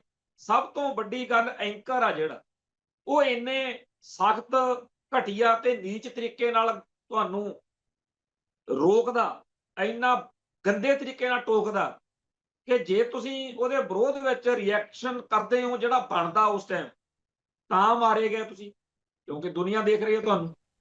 ਤੇ ਜੇ ਤੁਸੀਂ ਭੜਕਦੇ ਨਹੀਂ, ਫਿਰ ਤੁਸੀਂ ਆਪਦੀ ਕੌਮ ਤੋਂ ਗਾਲਾਂ ਖਾਂਦੇ ਹੋ। ਉਹੀ ਹਾਲ ਜਿਹੜਾ ਮੁਸਲਮਾਨਾਂ ਦਾ ਇਹਨਾਂ ਚੈਨਲਾਂ ਤੇ ਹੁੰਦਾ ਰਿਹਾ, ਹੁਣ ਸਿੱਖਾਂ ਦਾ। ਤੇ ਸਿੱਖਾਂ ਦੇ ਵਿੱਚੋਂ ਜਿਹੜੇ ਬੰਦੇ ਉੱਥੇ ਜਾਂਦੇ ਆ, ਉਹ ਇਹ ਕਈ ਆ ਕੇ ਸਾਨੂੰ ਕਹਿਣ ਲੱਗ ਜਾਂਦੇ ਆ, ਮੈਂ ਕਈਆਂ ਨਾਲ ਗੱਲ ਕਰਦਾ ਵੀ ਚਲੋ ਜੀ ਜਿੰਨੀ ਕੁ ਗੱਲ ਜਾਂਦੀ ਆ ਉਨੀ ਕੁ ਤਾਂ ਜਾਣ ਦਿੱਤੀ ਜਾਣੀ ਚਾਹੀਦੀ। ਪਰ ਸੱਚਾਈ ਇਹ ਆ ਕਿ ਜਦੋਂ ਕੋਈ ਦੁਸ਼ਮਣ ਤਾਕਤਵਰ, ਦਲੇਰ, ਸੂਰਮਾ ਹੋਵੇ, ਉਹਦੀ ਦੁਸ਼ਮਣੀ ਤੁਹਾਨੂੰ ਬਹੁਤਾ ਤੰਗ ਨਹੀਂ ਕਰਦੀ, ਦੁਸ਼ਮਣ ਨਾਲ ਦੁਸ਼ਮਣੀ ਨਿਭਾਈ ਜਾ ਸਕਦੀ। ਪਰ ਹੁਣ ਸਾਨੂੰ ਜਿਹੜਾ ਦੁਸ਼ਮਣ ਟੱਕਰਿਆ ਉਹ ਕਮੀਨਾ ਵੀ ਆ ਤੇ ਕਾਇਰ ਵੀ ਹੈ। ਕਾਇਰ ਦੁਸ਼ਮਣ ਜਿਹੜਾ, ਉਹ ਕਾਇਰਤਾ ਪੂਰਨ ਢੰਗ ਨਾਲ ਲੜਦਾ ਹੁੰਦਾ। ਸ਼ੇਰ ਨੇ ਸ਼ੇਰਾਂ ਵਾਂਗ ਲੜਨਾ ਹੁੰਦਾ, ਸੂਰ ਨੇ ਸੂਰਾਂ ਵਾਂਗ ਲੜਨਾ ਹੁੰਦਾ। ਹੁਣ ਸ਼ੇਰ ਤੇ ਸੂਰ ਦੀ ਲੜਾਈ ਆ ਜਿਹੜੀ, ਉਹ ਕਿਹੋ ਜਿਹਾ ਮੰਜ਼ਰ ਸਿਰਜੇਗੀ। ਸੋ ਇਸ ਮੌਕੇ ਜਿਨ੍ਹਾਂ ਨੂੰ ਅਜੇ ਵੀ ਅੱਖਾਂ ਨਹੀਂ ਖੁੱਲੀਆਂ, ਖੁੱਲ ਜਾਣਗੀਆਂ। ਹੌਲੀ ਹੌਲੀ ਸਭ ਕੁਝ ਨੰਗਾ ਹੋ ਜਾਣਾ ਤੁਹਾਡੇ ਸਾਹਮਣੇ। ਪਰ ਜੋ ਕੁਝ 10ਵੇਂ ਪਾਤਸ਼ਾਹ ਬਾਰੇ ਜਾਂ ਗੁਰੂ ਸਾਹਿਬਾਨ ਬਾਰੇ, ਸਿੱਖਾਂ ਬਾਰੇ ਉਹ ਕਿਹਾ ਜਾ ਰਿਹਾ, ਉਹ ਬਹੁਤ ਨੀਚ ਆ, ਬਹੁਤ ਮਾੜਾ ਔਰ ਬਹੁਤ ਘਟੀਆ। ਹਾਂ, ਇੱਕ ਗੱਲ ਜਿਹੜੀ ਪਿਛਲੇ ਦਿਨੀ ਬੰਦੀ ਸਿੰਘਾਂ ਬਾਰੇ 21 ਮਾਰਚ ਨੂੰ ਸਾਰੇ ਪੰਜਾਬ ਨੂੰ ਬੰਦ ਕੀਤਾ ਗਿਆ, ਉਹਦੇ ਮੁਤਲਕ ਕਰਨੀ ਬਣਦੀ ਹੈ ਕਿ ਪੂਰੇ ਸੋਸ਼ਲ ਮੀਡੀਆ ਦੇ ਉੱਤੇ ਹਜ਼ਾਰਾਂ ਹੀ ਇਹੋ ਜਿਹੀਆਂ ਚੀਜ਼ਾਂ ਬਣਾ ਕੇ ਡਰਾਮੇ ਖੇਡੇ ਗਏ ਜਿਵੇਂ ਲੋਕਾਂ ਨੂੰ ਬਹੁਤ ਤੰਗ ਕੀਤਾ ਗਿਆ ਹੋ। ਪੰਜਾਬ ਦੀ ਧਰਤੀ ਉੱਤੇ ਬੰਦ ਦਾ, ਸਿਆਸੀ ਤੌਰ ਦੇ ਉੱਤੇ ਬੰਦ ਦਾ ਅਸੀਂ ਆਪਦੇ ਬਚਪਨ ਤੋਂ ਦੇਖਦੇ ਆ ਰਹੇ। ਮੈਂ ਜਿਹੜਾ ਸਿਆਸਤ ਵਿੱਚ, ਸਿੱਖ ਸਿਆਸਤ ਵਿੱਚ ਸਰਗਰਮੀ ਦਾ ਆਪਦਾ ਆਗਾਜ਼ ਮੰਨਦਾ, ਉਹ 4 ਅਪ੍ਰੈਲ 1983 ਨੂੰ ਰਸਤਾ ਰੋਕੋ ਅੰਦੋਲਨ ਸੀ, ਧਰਮ ਯੁੱਧ ਮੋਰਚੇ ਦੌਰਾਨ। 13-14 ਸਾਲ ਦੀ ਉਮਰ 'ਚ ਦੇਖਿਆ ਕਿ ਕਿਵੇਂ ਸ਼ਾਂਤਮਈ ਤਰੀਕੇ ਨਾਲ ਆਪਣੇ ਹੱਕਾਂ ਲਈ ਰਸਤੇ ਰੋਕਣੇ, ਪੰਜਾਬ ਨੂੰ ਬੰਦ ਕਰਨਾ। ਇਹ ਖਾੜਕੂ ਲਹਿਰ ਦੌਰਾਨ ਆਮ ਪੰਜਾਬ ਬੰਦ ਹੁੰਦਾ ਰਿਹਾ। ਉਸ ਤੋਂ ਬਾਅਦ ਵਿੱਚ ਅਕਸਰ ਹੀ ਭਾਰਤ ਬੰਦ ਦੀਆਂ ਕਾਲਾਂ ਅਸੀਂ ਇਸ ਭਾਰਤ ਵਿੱਚ ਦੇਖੀਆਂ ਨੇ। ਮਜ਼ਦੂਰ ਜਥੇਬੰਦੀਆਂ, ਬੈਂਕ ਅਧਿਕਾਰੀ ਜਾਂ ਹੋਰ ਲੋਕ ਆਪੋ ਆਪਣੇ ਮੁੱਦਿਆਂ ਲਈ ਇਹ ਸਾਰਾ ਕੁਝ ਕਰਦੇ ਰਹੇ ਨੇ। ਪੰਜਾਬ ਦੇ ਲੋਕ ਤਾਂ ਇੰਨੇ ਆਦੀ ਹੋ ਚੁੱਕੇ ਆ, ਮੈਂ ਇਸੇ ਪ੍ਰੋਗਰਾਮ ਦੇ ਵਿੱਚ ਕਈ ਵਾਰ ਗੱਲ ਕੀਤੀ ਆ ਕਿ ਜਦੋਂ ਪੂਰਾ ਲਾਂਬੂ ਲਾ ਕੇ ਕਿਹਾ ਜਾ ਰਿਹਾ ਹੁੰਦਾ ਕਿ ਇਸ ਵਾਰ 6 ਜੂਨ ਨੂੰ ਬੰਦ ਨਾ ਕਰਿਓ, ਅੰਮ੍ਰਿਤਸਰ ਬੰਦ ਦੀ ਕਾਲ ਹਰ ਵਾਰੀ 6 ਜੂਨ ਨੂੰ ਸਿੱਖ ਜਥੇਬੰਦੀਆਂ ਦਿੰਦੀਆਂ ਨੇ ਤੇ ਕਈਆਂ ਨੇ ਜ਼ੋਰ ਲਾ ਕੇ ਦੇਖਿਆ। ਇੱਕ ਵਾਰੀ ਤਾਂ ਆਪਣੇ ਆਪ ਨੂੰ ਬਹੁਤ ਵੱਡੀ ਤੋਪ ਮੰਨਣ ਵਾਲੇ ਸਾਡੇ ਸਿੱਖ ਕੌਮ ਦੀ ਇੱਕ ਜਥੇਬੰਦੀ ਦੇ ਆਗੂਆਂ ਨੇ ਸਪੀਕਰ ਬੰਨ ਲਿਆ। 3, 4, 5 ਜੂਨ ਨੂੰ ਅੰਮ੍ਰਿਤਸਰ ਦੇ ਬਾਜ਼ਾਰਾਂ 'ਚ ਗਲੀਆਂ 'ਚ ਗੇੜਾ ਦਿੱਤਾ ਕਿ ਅਸੀਂ ਦੇਖਾਂਗੇ ਕੌਣ ਤੁਹਾਨੂੰ ਕੁਝ ਕਹਿੰਦਾ, ਤੁਸੀਂ ਬਾਜ਼ਾਰ ਖੋਲਿਓ। ਪਰ 6 ਜੂਨ ਨੂੰ ਉਹਨਾਂ ਨੂੰ ਆਪਣੇ ਆਪ ਸ਼ਰਮ ਆਈ ਕਿ ਪੰਜਾਬ ਦੇ ਜਾਂ ਅੰਮ੍ਰਿਤਸਰ ਦੇ ਹਿੰਦੂਆਂ ਨੇ ਇਹ ਕਿਹਾ ਕਿ ਇਹ ਦਿਨ ਤਾਂ ਅਸੀਂ ਚੌਥੇ ਪਾਤਸ਼ਾਹ ਦੇ ਲੇਖੇ ਲਾਇਆ ਹੋਇਆ, ਅਸੀਂ ਇਸ ਦਿਨ ਬੰਦ ਕਰਾਂਗੇ। ਮੇਰਾ ਭਾਵ ਇਹ ਆ ਕਿ ਪੰਜਾਬ ਬੰਦ ਜਾਂ ਅੰਮ੍ਰਿਤਸਰ ਬੰਦ ਜਾਂ ਹੋਰ ਸ਼ਹਿਰਾਂ ਦੇ ਬੰਦ ਦਾ ਜਿਹੜਾ ਚੱਲ ਰਿਹਾ ਚੱਕਰ, ਇਹਦੇ ਵਿੱਚ ਜਿਹੜਾ ਇਸ ਵਾਰ ਬੰਦ ਦਾ ਆਇਆ 21 ਅਗਸਤ ਵਾਲਾ, ਇਸ ਦਿਨ ਆਮ ਆਦਮੀ ਪਾਰਟੀ ਦੀ ਸਰਕਾਰ ਨੇ ਤੇ ਹਿੰਦੂ ਕੱਟੜਪੰਥੀਆਂ ਨੇ ਬਹੁਤ ਵੱਡੇ ਲੈਵਲ ਤੇ ਡਰਾਮੇ ਕੀਤੇ ਕਿ ਜੀ ਫਲਾਣੇ ਥਾਂ ਦੇ ਉੱਤੇ ਬੰਦ ਦੌਰਾਨ ਆਹ ਧੱਕਾ ਹੋਇਆ, ਬੜਾ ਜ਼ੁਲਮ ਹੋਇਆ ਜੀ, ਲੋਕਾਂ ਨੂੰ ਜਾਣ ਨਹੀਂ ਦਿੱਤਾ, ਇੰਜ ਹੋ ਗਿਆ ਉਂਝ ਹੋ ਗਿਆ। ਕੀ ਜਦੋਂ ਇੱਥੇ ਪਿਛਲੇ 40 ਸਾਲਾਂ 'ਚ ਬੰਦ ਹੁੰਦੇ ਰਹੇ ਆ, ਉਦੋਂ ਲੋਕਾਂ ਦੀਆਂ ਉਹ ਸਮੱਸਿਆਵਾਂ ਨਹੀਂ ਸੀ ਹੁੰਦੀਆਂ? ਕੀ ਉਦੋਂ ਲੋਕ ਜਿਵੇਂ ਅੱਜ ਜਿਹੜੀਆਂ ਗੱਲਾਂ ਦਿਖਾ ਕੇ ਉਦੋਂ ਇਹ ਸਾਰਾ ਕੁਝ ਨਹੀਂ ਸੀ ਹੁੰਦਾ ਸੀ? ਕਿਵੇਂ ਲੋਕ ਕਰਦੇ ਸੀ? ਲੋਕਾਂ ਨੂੰ ਜਾਣ ਦਿੱਤਾ ਜਾਂਦਾ ਸੀ। ਜੇ ਕੋਈ ਬਿਮਾਰ ਆ ਤਾਂ ਬੰਦ ਦੌਰਾਨ ਉਹਨੂੰ ਨਗਾਉਣ ਦਾ ਨੌਜਵਾਨ ਆਪ ਉਪਰਾਲਾ ਕਰਦੇ ਆ। ਜੇ ਕਿਸੇ ਦੀ ਜ਼ਿਆਦਾ ਲੋੜ ਆ, ਹਾਲਾਂਕਿ ਇਸ ਵਾਰ ਤਾਂ ਐਲਾਨੀਆ ਤੌਰ ਤੇ ਕਿਹਾ ਗਿਆ ਸੀ ਕਿ ਜੇ ਕਿਸੇ ਦੇ ਖੁਸ਼ੀ ਆ, ਕੋਈ ਗਮੀ ਆ, ਕੋਈ ਜ਼ਿਆਦਾ ਲੋੜ ਆ, ਕੋਈ ਮੈਡੀਕਲ ਪ੍ਰੋਬਲਮ ਆ, ਉਹਨੂੰ ਕੋਈ, ਪਰ ਇੱਥੇ ਜਾਣ ਬੁੱਝ ਕੇ ਕਿਹਾ ਗਿਆ ਕਿ ਦੇਖੋ ਜੀ ਉਹਨੇ ਹਸਪੀਟਲ ਜਾਣਾ ਸੀ, ਉਹਨੂੰ ਐ ਰੋਕ ਲਿਆ, ਕਿਸੇ ਨੇ ਨਹੀਂ ਰੋਕਿਆ। ਪਰ ਇੱਕ ਡਰਾਮਾ ਕ੍ਰੀਏਟ ਕੀਤਾ ਗਿਆ ਜਿਹਦੇ 'ਚ 4 ਬੰਦੇ ਆਪਦੇ ਪੱਗਾਂ ਪਰਨੇ ਬਣਾ ਕੇ ਖੜੇ ਕਰ ਲਓ ਤੇ ਉਹਦੇ ਨਾਲ ਬਹਿਸ ਕਰੋ, ਜਾਣ ਕੇ ਕ੍ਰੀਏਟ ਕਰੋ ਮਾਹੌਲ। ਇਹ ਗੱਲ ਪਹਿਲਾਂ ਵੀ ਸਾਰਿਆਂ ਨੂੰ ਸਰਕਾਰੀ ਲੈਵਲ ਤੇ ਪਤਾ ਹੀ ਸੀ ਬਈ 15 ਅਗਸਤ ਨੂੰ ਜੋ ਕੁਝ ਚੰਡੀਗੜ੍ਹ 'ਚ ਵਾਪਰਿਆ ਉਹਦੇ ਕਰਕੇ 21 ਅਗਸਤ ਨੂੰ ਪੰਜਾਬ ਬੰਦ। ਤੇ ਜਿਹੜੇ ਲੋਕ ਉਸ ਦਿਨ 10 ਵਜੇ ਤੋਂ 2 ਵਜੇ ਦੇ ਵਿਚਾਲੇ ਇਹਨਾਂ ਡਰਾਮਿਆਂ ਦੇ ਰਾਹੀਂ ਇਹ ਪ੍ਰਭਾਵ ਦੇਣ ਦੇ ਯਤਨ ਵਿੱਚ ਲੱਗੇ ਰਹੇ ਕਿ ਬੜਾ ਔਖਾ ਕਰਤਾ ਇਸ ਵਾਰੀ, ਕੀ ਉਹਨਾਂ ਸਾਰਿਆਂ ਨੂੰ ਪਿਛਲੇ 15 ਅਗਸਤ ਤੋਂ 21 ਅਗਸਤ ਦੇ ਵਿਚਾਲੇ ਦੇਖਿਆ ਨਹੀਂ ਕਿ ਉਸ ਦਿਨ ਅਸੀਂ ਨਾ ਨਿਕਲੀਏ? ਜੇ ਨਿਕਲਣਾ ਤਾਂ ਅਸੀਂ ਕੀ ਸੋਚ ਕੇ ਕਿਵੇਂ ਕਰਨਾ? ਤੇ ਹੁਣ 27 ਅਗਸਤ ਨੂੰ ਫੇਰ ਇੱਕ ਬੰਦ ਦੀ ਕਾਲ ਆ। ਇਹ ਕਾਲ ਇਸ ਮੁਤਲਕ ਆ ਕਿ ਪੰਜਾਬ ਦੇ ਵਿੱਚ ਬਹੁਤ ਵੱਡੇ ਪੱਧਰ ਦੇ ਉੱਤੇ ਮੁਲਾਜ਼ਮ ਜਥੇਬੰਦੀਆਂ ਅਤੇ ਸਰਕਾਰ ਦੇ ਵਿਚਾਲੇ ਇੱਕ ਟਕਰਾਵੀਂ ਪੋਜੀਸ਼ਨ ਬਣੀ ਹੋਈ ਹੈ। ਪੰਜਾਬ ਦੇ ਮੁਲਾਜ਼ਮ ਜਿਨ੍ਹਾਂ ਨੂੰ ਪਹਿਲੋਂ ਵਾਲੀਆਂ ਸਰਕਾਰਾਂ ਦੀਆਂ ਨੀਤੀਆਂ ਤੋਂ ਇੰਨੀਆਂ ਸਮੱਸਿਆਵਾਂ ਸੀ ਕਿ ਆਮ ਆਦਮੀ ਪਾਰਟੀ ਦੀ ਸਰਕਾਰ ਜਦੋਂ ਬਣੀ, ਭਗਵੰਤ ਮਾਨ ਤੇ ਉਹਦੀ ਸਾਰੀ MLA ਨੂੰ ਫੁੱਲਾਂ ਦੇ ਨਾਲ ਸਵਾਗਤ ਕੀਤਾ ਸੀ ਉੱਥੇ ਸੈਕਟਰੀਏਟ 'ਚ। ਪਰ ਹੁਣ 4 ਸਾਲ 4.5 ਸਾਲ ਲੰਘ ਗਏ, ਮੁਲਾਜ਼ਮਾਂ ਨੂੰ ਸਭ ਚਾਨਣ ਹੋ ਗਿਆ ਕਿ ਖਜ਼ਾਨੇ ਦੇ ਰਾਹੀਂ ਸਾਡੇ ਜਿਹੜੇ ਬਣਦੇ ਹੱਕ ਨੇ ਉਹ ਨਹੀਂ ਦਿੱਤੇ ਜਾ ਰਹੇ। ਸੋ ਪੰਜਾਬ ਬੰਦ ਜਿਹੜਾ ਹੈ ਉਹਦੀ ਕਾਲ ਦਿੱਤੀ ਗਈ ਆ, ਭਾਵੇਂ ਕਿ ਇਹ ਅਦਾਲਤ ਰਾਹੀਂ ਵੀ ਪੰਜਾਬ ਸਰਕਾਰ ਨੂੰ ਹਦਾਇਤ ਕੀਤੀ ਗਈ ਆ ਕਿ ਇਹਨਾਂ ਦੇ ਬਣਦੇ ਡਿਊ ਦਿੱਤੇ ਜਾਣ। ਪਰ ਭਾਵੇਂ ਬੇਸ਼ੱਕ ਉਹ ਬਣਦੀ ਤਰੀਕ ਲੰਘਾਤੀ ਤਾਂ ਕੰਟੈਂਪਟ ਆਫ ਕੋਰਟ ਆ ਜਿਹੜਾ ਉਹ ਵੀ ਪਾ ਦਿੱਤਾ ਗਿਆ ਕਿ ਦੇਖੋ ਜੀ ਤੁਹਾਡਾ ਹੁਕਮ ਨਹੀਂ ਮੰਨਦੀ ਸਰਕਾਰ। ਪਰ ਹੁਣ 27 ਅਗਸਤ ਨੂੰ ਪੰਜਾਬ ਬੰਦ ਹੈ। ਉਸ ਦਿਨ ਇੱਕ ਪਰਖ ਦੇਖਣ ਦੀ ਆ, ਪਰਖ ਦੀ ਘੜੀ। 21 ਅਗਸਤ ਨੂੰ ਬੰਦ ਵਾਲੇ ਦਿਨ ਜੋ ਡਰਾਮੇ ਕੀਤੇ ਗਏ, ਕੀ ਹੁਣ 27 ਅਗਸਤ ਨੂੰ ਵੀ ਉਹ ਡਰਾਮੇ ਕਰਨ ਵਾਲੇ ਫੇਰ ਉਹੀ ਕੁਝ ਕਰਨਗੇ ਕਿ ਜੇ ਅਸੀਂ ਤਾਂ ਬੜੇ ਤੰਗ ਰਹੇ, ਜਦੋਂ ਸਾਰਿਆਂ ਨੂੰ ਪਤਾ ਕਿ ਉਸ ਦਿਨ ਬਾਜ਼ਾਰ ਬੰਦ ਹੋਣਾ? ਤੇ ਜਿਹਨੂੰ ਲੋੜ ਆ ਭਾਈ ਪਹਿਲੋਂ ਉਸ ਹਿਸਾਬ ਨਾਲ ਆਪਦਾ ਸਿਸਟਮ ਬਣਾ ਲਓ। ਖੈਰ, ਪੰਜਾਬ ਬੰਦ ਦੇ ਖਿਲਾਫ ਨੈਰੇਟਿਵ ਸਿਰਜਣ ਵਾਲੇ ਲਗਾਤਾਰ ਮੁਕੰਮਲ ਤੌਰ ਦੇ ਉੱਤੇ ਇੱਕ ਮਾਹੌਲ ਸਿਰਜਣ ਦੇ, ਨੈਰੇਟਿਵ ਸਿਰਜਣ ਦੇ ਯਤਨ 'ਚ ਨੇ। ਪਰ ਇੱਕ ਗੱਲ ਬੜੀ ਜ਼ਰੂਰੀ ਆ ਕਿ ਭਗਵੰਤ ਮਾਨ ਦੀ ਜਿਹੜੀ ਘਰਵਾਲੀ ਹੈ ਤੇ ਭੈਣ, ਉਹਦੇ ਉੱਤੇ ਇਲਜ਼ਾਮ ਲੱਗੇ 5 ਕਰੋੜ ਰੁਪਈਆ ਕਿਸੇ ਮੁਕੱਦਮੇ ਨੂੰ ਰਫਾ ਦਫਾ ਕਰਨ ਵਿੱਚ ਮੁੱਖ ਮੰਤਰੀ ਦੀ ਘਰਵਾਲੀ ਤੇ ਲੱਗੇ ਇਲਜ਼ਾਮ, ਮੁੱਖ ਮੰਤਰੀ ਦੇ OSD ਤੇ ਵੀ ਲੱਗੇ ਇਲਜ਼ਾਮ, ਮੁੱਖ ਮੰਤਰੀ ਦੀ ਭੈਣ ਤੇ ਵੀ ਲੱਗੇ ਆ। ਔਰ ਇਹ ਅਦਾਲਤੀ ਕਿਸੇ ਮਸਲੇ ਦਾ ਕਿਸੇ ਮੁਕੱਦਮੇ ਦਾ ਹਿੱਸਾ ਸਾਰਾ ਕੁਝ।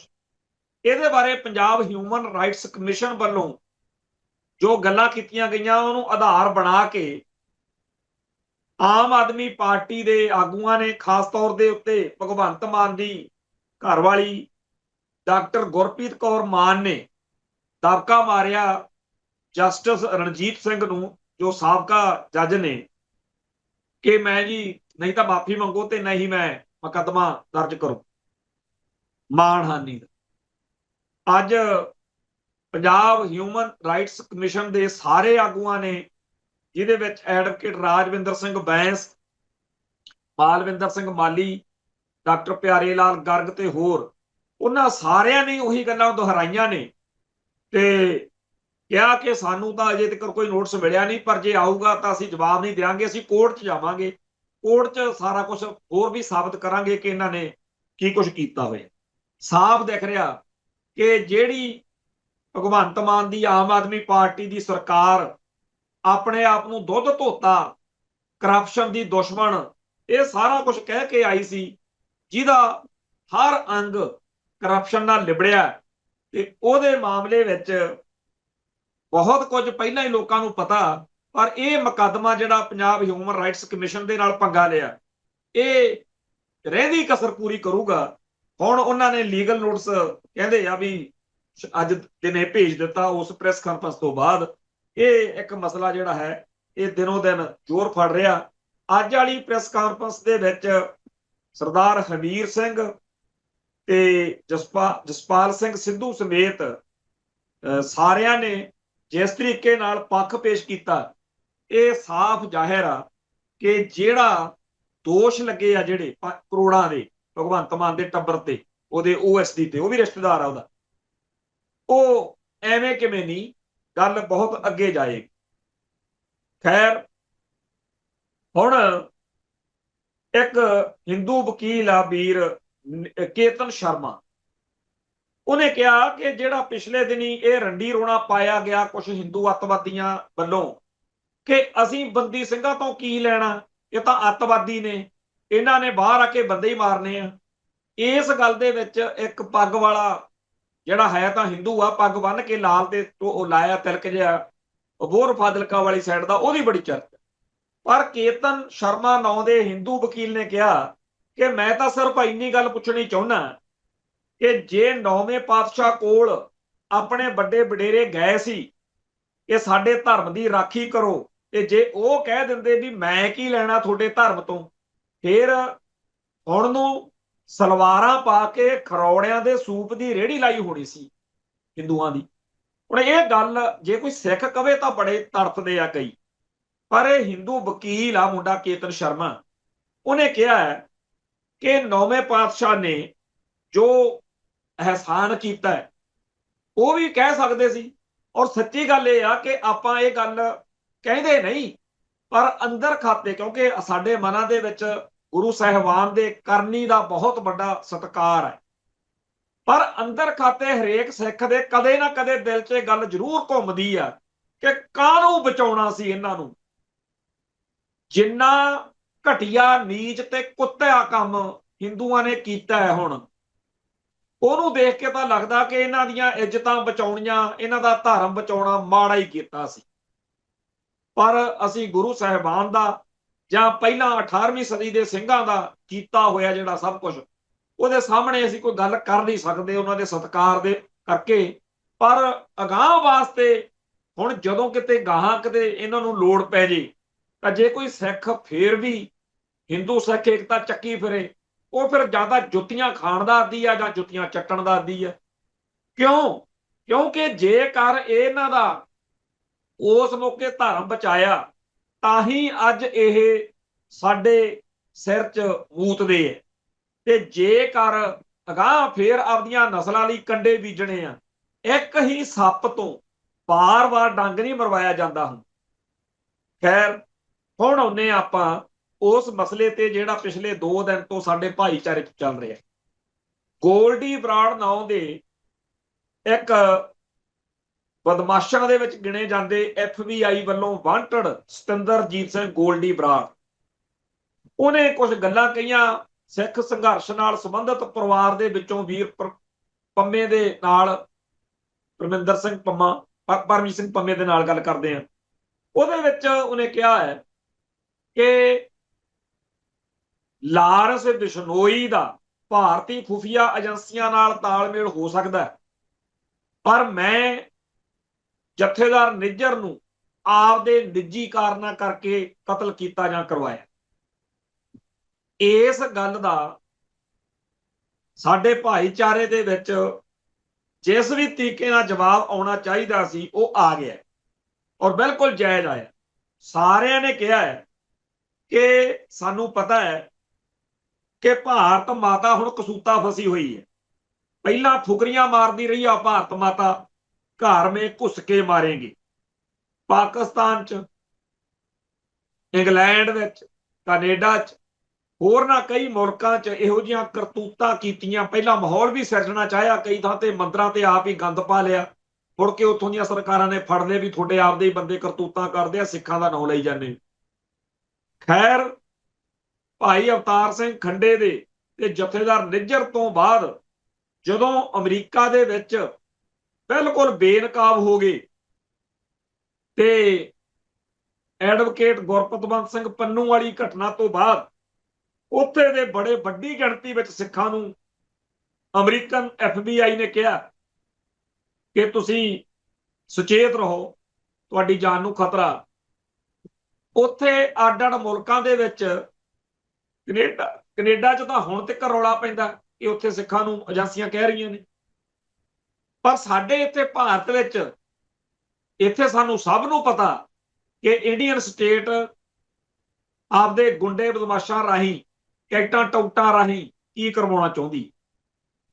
ਹੁਣ ਜਿਉਂ-ਜਿਉਂ ਐਡਵੋਕੇਟ ਗੁਰਪਤਵੰਤ ਸਿੰਘ ਪੰਨੂ ਵਾਲੀ ਗੱਲ ਜਾਂ ਕੈਨੇਡਾ ਦੇ ਵਿੱਚ ਜਿਹੜਾ ਮਸਲਾ ਉੱਠਿਆ ਕਿ ਕੈਨੇਡੀਅਨ ਸਿਸਟਮ ਨੇ ਕਿਹਾ ਕਿ ਭਾਈ ਇਹ ਆਹ ਵਾਰਦਾਤਾਂ ਕਰਨ ਨੂੰ ਫਿਰਦੇ ਆ, ਇਸ ਸਾਰੇ ਕਾਸੇ ਨਾਲ ਇੰਟਰਨੈਸ਼ਨਲ ਲੈਵਲ ਤੇ ਭਾਰਤ ਮਾਤਾ ਬੜਾ ਕਸੂਤਾ ਫਸ ਚੁੱਕੀ ਹੈ। ਸੋ ਭਾਰਤੀ ਤੰਤਰ ਜਿਹਨੂੰ ਇਹ ਸਾਫ਼ ਪਤਾ ਲੱਗ ਗਿਆ ਕਿ ਹੁਣ ਅਸੀਂ ਕਿਸੇ ਮੁਲਕ 'ਚ ਜੇ ਪੰਗਾ ਲਿਆ ਤਾਂ ਉਹ ਮੁਲਕ ਦੀ ਪ੍ਰਭੂ ਸੱਤਾ ਉੱਤੇ ਹਮਲਾ ਮੰਨਿਆ ਜਾਊਗਾ।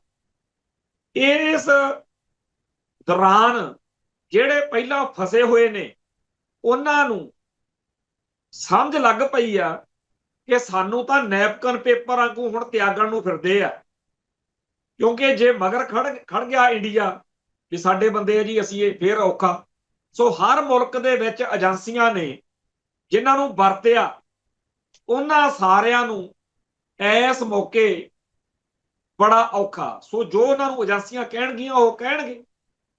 ਏਜੰਸੀਆਂ ਕਹਿੰਦੀਆਂ ਨੇ ਕਿ ਲਾਰੈਂਸ ਬਿਸ਼ਨੋਈ ਤਾਂ ਹੁਣ ਸਾਡੇ ਕੋਲ ਆ, ਇਹਨੂੰ ਤਾਂ ਅਸੀਂ ਨਹੀਂ ਦਿਆਂਗੇ ਇੰਡੀਆ ਤੋਂ ਬਾਹਰ ਕਿਸੇ ਮੁਲਕ ਨੂੰ। ਪਰ ਤੂੰ ਆਪਦਾ ਦੇਖ ਲੈ, ਤੂੰ ਸਾਡਾ ਵੀ ਢਗਣ ਢੱਕ ਤੇ ਆਪਦਾ ਵੀ ਗੱਲ ਕਹਿ। ਸੋ ਅਸਲੀ ਗੱਲ ਇਹ ਆ ਕਿ ਇਹ ਜਿਹੜਾ ਮੁੰਡਾ ਗੋਲਡੀ ਬਰਾੜ ਆ, ਇਹ ਜਦੋਂ ਇਹ ਕਹਿ ਰਿਹਾ ਨਾ ਕਿ ਮੈਂ ਜਥੇਦਾਰ ਨਿੱਜਰ ਨੂੰ ਆਪਦੇ ਕਾਰਨਾਂ ਕਰਕੇ, ਅਸਲ ਵਿੱਚ ਇਹ ਗੱਲ ਆ ਕਿ ਉਹ ਕਹਿਣਾ ਇਹ ਚਾਹੁੰਦਾ ਕਿ ਇਸ ਗੱਲ ਦਾ ਇੰਡੀਅਨ ਏਜੰਸੀਆਂ ਨਾਲ ਕੋਈ ਸੰਬੰਧ ਨਹੀਂ। ਪਰ ਇਹ ਬਿਲਕੁਲ ਝੂਠ ਗੱਲ ਆ। ਇਹ ਕਤਲ ਇੰਡੀਆ ਨੇ ਕਰਾਇਆ। ਜਿਵੇਂ 1978 ਤੋਂ ਸਾਡੇ ਇੱਥੇ ਹਜ਼ਾਰਾਂ ਸਿੱਖਾਂ ਦਾ ਕਤਲ ਕਰਵਾਇਆ, ਜਿਹਦੇ 'ਚ ਚਾਹੇ ਖਾਕੀ ਵਰਦੀ ਵਾਲਾ ਬੰਦਾ ਵਰਤਿਆ ਗਿਆ ਤੇ ਚਾਹੇ ਸਿਵਲ ਕੱਪੜਿਆਂ ਵਾਲਾ ਕੈਟ ਟਾਊਟ ਕੋਈ ਪੀਲਾ ਪਰਨਾ ਬੰਨ ਕੇ, ਚਾਹੇ ਖਾਲਿਸਤਾਨੀ ਪਰਨਾ ਬੰਨ ਕੇ। ਬੰਦਾ ਕੌਣ ਆ ਉਹ ਕੋਈ ਮਤਲਬ ਨਹੀਂ ਰੱਖਦਾ, ਮਰਵਾਉਣ ਵਾਲਾ ਕੌਣ ਆ ਉਹ ਅਰਥ ਰੱਖਦਾ। ਇੰਡੀਆ ਸਿੱਖਾਂ ਦਾ ਕਤਲੇਆਮ ਕਰਾ ਰਿਹਾ ਤੇ ਗੋਲਡੀ ਵਰਗੇ ਹੋਰ ਬਥੇਰੇ ਨੇ ਜਿਹੜੇ ਇੰਡੀਆ ਵੱਲੋਂ ਵਰਤੇ ਜਾ ਰਹੇ ਨੇ। ਇਹਨਾਂ ਸਾਰਿਆਂ ਨੂੰ ਹੁਣ ਬੜੀ ਤਕਲੀਫ ਹੋ ਰਹੀ ਹੈ ਕਿ ਉਦੋਂ ਤਾਂ ਅਸੀਂ ਇਹ ਕਰਤੂਤ ਕਰ ਬੈਠੇ, ਹੁਣ ਸਿੱਖਾਂ ਦੇ ਇਤਿਹਾਸ ਵਿੱਚ ਅਸੀਂ ਗਦਾਰ, ਖਲਨਾਇਕ ਦੇ ਰੂਪ 'ਚ ਮੰਨੇ ਜਾਵਾਂਗੇ। ਜੋ ਸਤਿਕਾਰ ਭਾਈ ਨਿੱਜਰ ਨੂੰ ਮਿਲਿਆ, ਜੋ ਭਾਈ ਖੰਡੇ ਨੂੰ ਮਿਲਿਆ, ਜਿੰਨਾ ਇਹਨਾਂ ਨੂੰ ਸਤਿਕਾਰ ਮਿਲੂਗਾ ਉਹਨਾਂ ਬਰਾੜ ਵਰਗਿਆਂ ਨੂੰ ਜਾਂ ਹੋਰ ਕਾਤਲਾਂ ਨੂੰ ਤਿਰਸਕਾਰ ਮਿਲੂਗਾ। ਇਹ ਗੱਲ ਇਹਨਾਂ ਲੋਕਾਂ ਨੂੰ ਅੰਦਰੋਂ ਅੰਦਰ ਖਾ ਰਹੀ ਹੈ ਕਿ ਇੱਕ ਨਾ ਇੱਕ ਦਿਨ ਅਸੀਂ ਕਸੂਤੇ ਫਸਣਾ ਵੀ ਆ ਤੇ ਸਾਡੇ ਮਗਰ ਕਿਹਨੇ ਆਉਣਾ। ਚੇਤੇ ਕਰੋ ਜਦੋਂ ਜਥੇਦਾਰ ਨਿੱਜਰ ਦੀ ਯਾਦ ਵਿੱਚ ਸਮਾਗਮ ਹੋਇਆ ਸੀ ਤਾਂ ਕਿੰਨਾ ਵੱਡਾ ਉੱਥੇ ਸੰਗਤ ਦਾ ਇਕੱਠ ਸੀ।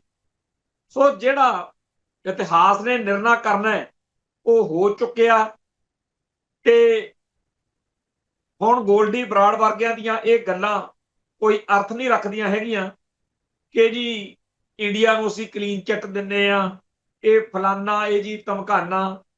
ਸਭ ਨੂੰ ਪਤਾ ਕਿ ਤੁਸੀਂ ਗੁੰਡੇ ਬਦਮਾਸ਼ ਹੋ, ਤੁਸੀਂ ਪਹਾੜੇ ਦੇ ਟੱਟੂ ਹੋ, ਤੁਸੀਂ ਕਿਸੇ ਵੀ ਥਾਂ ਉੱਤੇ ਕਿਸੇ ਨੂੰ ਵੀ ਮਾਰ ਸਕਦੇ ਹੋ, ਅੱਜ ਵੀ ਮਾਰ ਸਕਦੇ ਹੋ, ਕਿਉਂਕਿ ਇੰਡੀਅਨ ਸਟੇਟ ਸਿਸਟਮ ਤੁਹਾਨੂੰ ਵਰਤਦਾ ਤੇ ਤੁਸੀਂ ਇਹ ਸਾਰਾ ਕੁਝ ਜਿਹੜਾ ਕਰ ਰਹੇ ਹੋ ਇਹਦੇ ਨਾਲ ਜਿਹੜਾ ਕੁਝ ਅੱਜ ਕਹਿ ਰਹੇ ਹੋ ਇਹ ਵੀ ਤੁਸੀਂ ਇੰਡੀਆ ਦੇ ਕਹਿਣ ਤੇ ਹੀ ਕਹਿ ਰਹੇ ਹੋ। ਇਸ ਗੱਲ ਦੇ ਵਿੱਚ ਜਥੇਦਾਰ ਨਿੱਜਰ ਦਾ ਕੱਦ ਕਦੇ ਵੀ ਕਿਸੇ ਗੱਲ ਕਰਕੇ ਸ਼ੱਕੀ ਜਾਂ ਉੱਤੇ ਕੋਈ ਦਾਗ ਨਹੀਂ ਲੱਗ ਸਕਦਾ। ਜਿਹੜੀਆਂ ਗੱਲਾਂ ਅੱਜ ਗੋਲਡੀ ਬਰਾੜ ਜਾਂ ਕੋਈ ਹੋਰ ਕਵੇ ਕਿ ਜੀ ਉਹ ਬੜਾ ਮਾੜਾ ਸੀ, ਉਹਨੇ ਐ ਕਰਤਾ ਸੀ, ਉਹ ਕਰਤਾ ਸੀ, ਇਹੋ ਜਿਹੀਆਂ ਗੱਲਾਂ ਤਾਂ ਅਸੀਂ ਬਾਬੇ ਜਰਨੈਲ ਸਿੰਘ ਭਿੰਡਰਾਂਵਾਲੇ ਤੋਂ ਲੈ ਕੇ ਹੁਣ ਤੱਕ ਹਰੇਕ ਵਾਰੀ ਸੁਣੀਆਂ ਨੇ। ਹਰੇਕ ਵਾਰੀ ਆਹੀ ਗੱਲਾਂ ਹੁੰਦੀਆਂ ਇੰਡੀਆ ਦੀਆਂ ਵੀ ਉਹ ਜੀ ਉਹ ਫਲਾਨੇ ਨੂੰ ਸਾਂਭਿਆ ਸੀ, ਉਹ ਜੀ ਫਲਾਨਾ ਬੜਾ ਮਾੜਾ ਬੰਦਾ ਸੀ। ਸੋ ਮੁੱਖ ਤੌਰ ਦੇ ਉੱਤੇ ਇਹ ਗੱਲ ਹੈ ਕਿ ਭਾਰਤੀ ਏਜੰਸੀਆਂ ਨੇ ਜਿੱਥੇ ਹੋਰ ਬੰਦੇ ਵਰਤੇ ਆ ਉੱਥੇ ਇਸ ਵਾਰੀ ਇਹ ਵਰਤ ਲਏ। ਮੈਨੂੰ ਯਾਦ ਆ ਰਿਹਾ ਕਿ 100 ਸਾਲ ਪਹਿਲਾਂ ਵੈਨਕੂਵਰ ਦੇ ਗੁਰਦੁਆਰੇ 'ਚ ਅੰਗਰੇਜ਼ ਹਕੂਮਤ ਨੇ ਬੇਲਾ ਸਿੰਘ ਨੂੰ ਵਰਤਿਆ ਸੀ ਤੇ ਉਸ ਮੌਕੇ ਉਹਨੇ ਗੁਰਦੁਆਰੇ ਦੇ ਵਿੱਚ ਭਾਈ ਭਾਗ ਸਿੰਘ ਤੇ ਭਾਈ ਬਤਨ ਸਿੰਘ ਨੂੰ ਸ਼ਹੀਦ ਕਰਤਾ ਸੀ। ਜਿਹੋ ਜੀਆਂ ਦਲੀਲਾਂ, ਜਿਹੋ ਜਿਹੇ ਤਰਕ ਅੱਜ ਇਹ ਬਰਾੜ ਦੇ ਰਿਹਾ ਗੋਲਡੀ, ਇਹੋ ਜੀਆਂ ਦਲੀਲਾਂ ਬੇਲਾ ਸਿੰਘ ਕੋਲੇ ਵੀ ਹੋਣਗੀਆਂ ਕਿ ਮੈਂ ਬਿਲਕੁਲ ਸਹੀ ਕੀਤਾ, ਪਰ ਸਭ ਨੂੰ ਪਤਾ ਸੀ ਕਿ ਉਹਨੇ ਗੋਰੀ ਹਕੂਮਤ ਦਾ ਪਿੱਠੂ ਬਣ ਕੇ ਇਹ ਕਰਤੂਤ ਕੀਤੀ ਹੈ।